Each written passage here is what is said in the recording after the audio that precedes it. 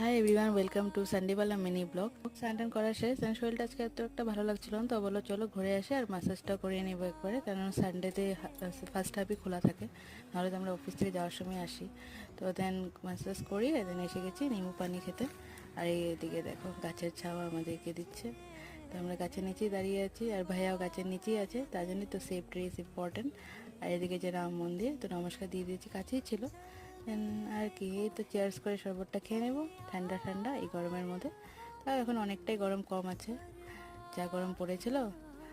আর এইদিকে এই যে হয়ে গেল, দেন এসে গেছি ফাটাশিল বাজার, মানে সবজি বাজারে কিছু সবজি নেওয়ার ছিল, তো এই যে নিয়ে নিচ্ছে।